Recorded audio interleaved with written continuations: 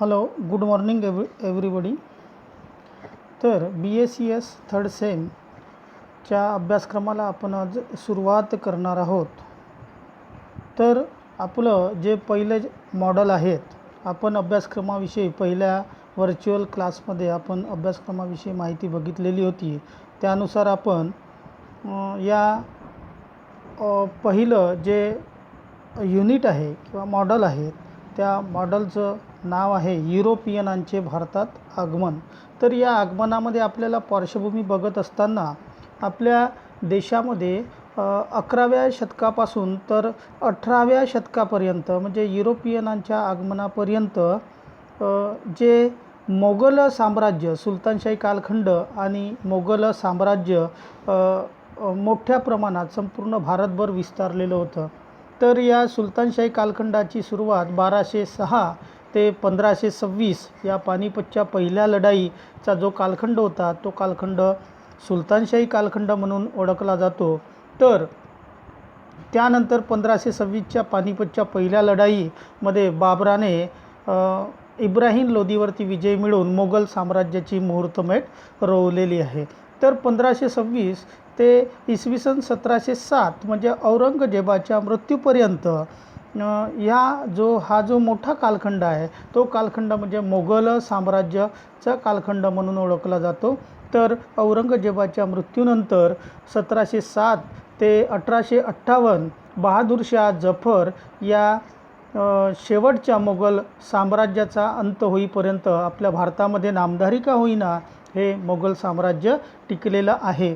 तर असा हा जो या मोगल साम्राज्याने जगाला जे आश्चर्यचकित करून सोडलेला आहे, म्हणजेच जो औरंगजेबाचा कालखंड होता तो मोगल साम्राज्याची संध्याकाळ होती.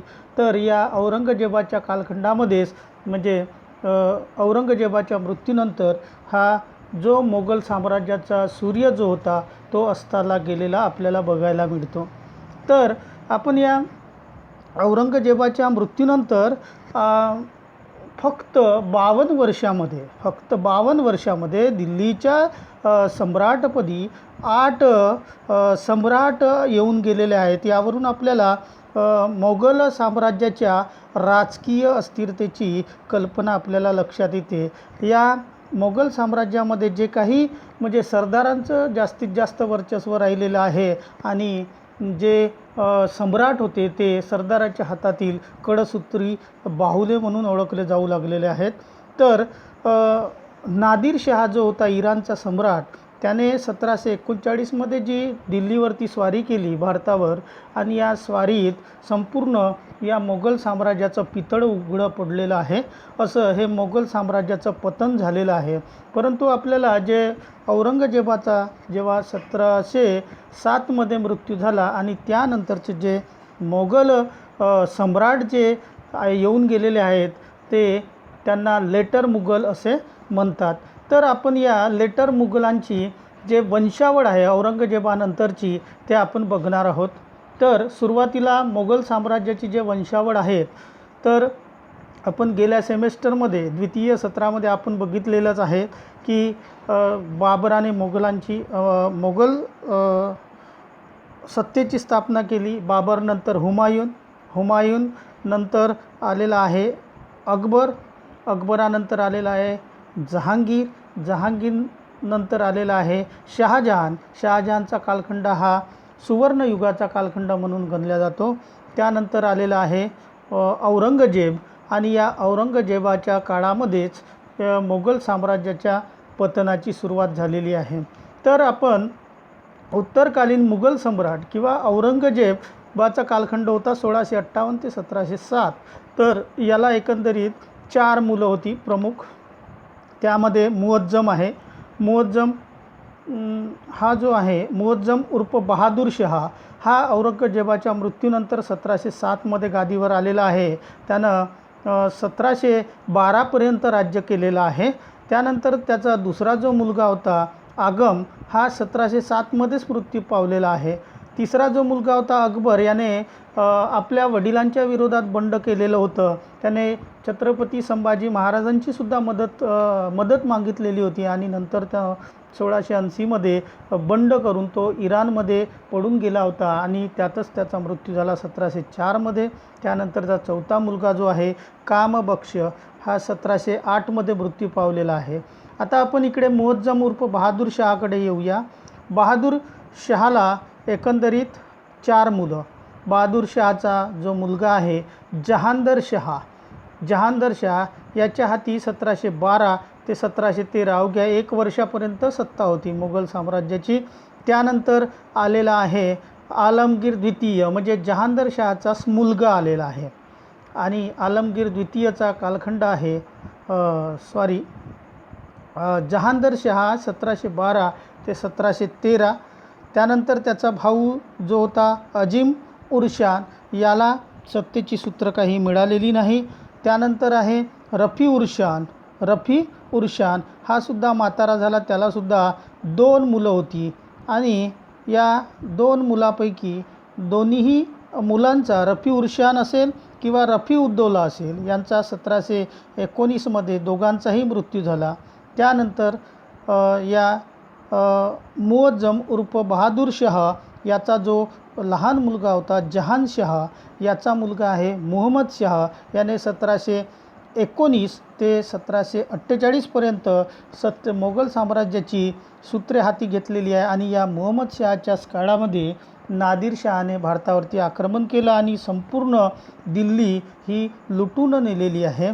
त्यानंतर जो मुहम्मद शहाचा जो मुलगा होता अहमद शहा याने 1748 ते 1754 इथपर्यंत राज्य केलं. त्यानंतर आपण येऊ पुन्हा जहांदर शहाचा मुलगा कोण?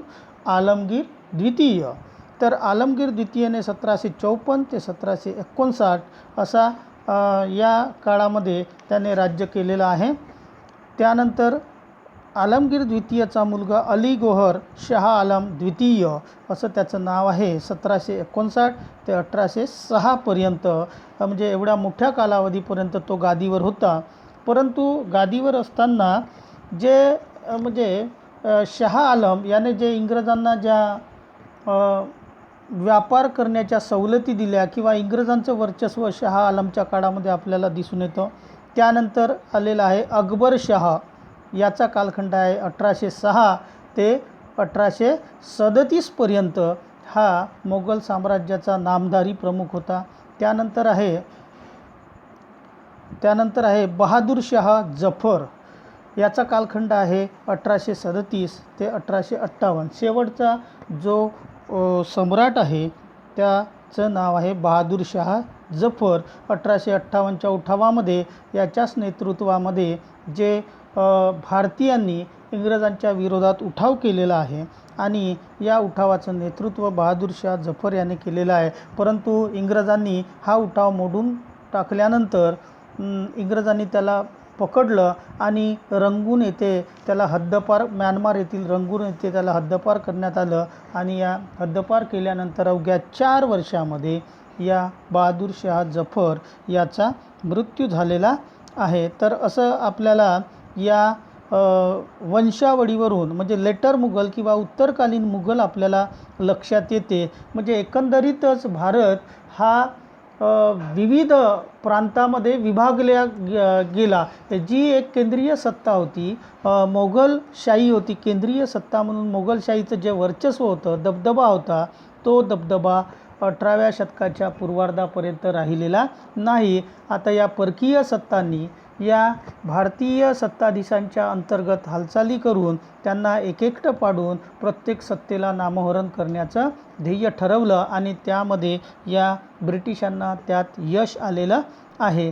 तर आपण थोडंसं हा जे वंशावळ बघत असताना यामध्ये जे महत्त्वाचं म्हणजे मुअज्जम उर्फ बहादूर शाह किंवा जो बहादूर शाह जफर हा शेवटचा आहे, अतिशय महत्त्वाचा आहे बहादूर शाह जफर.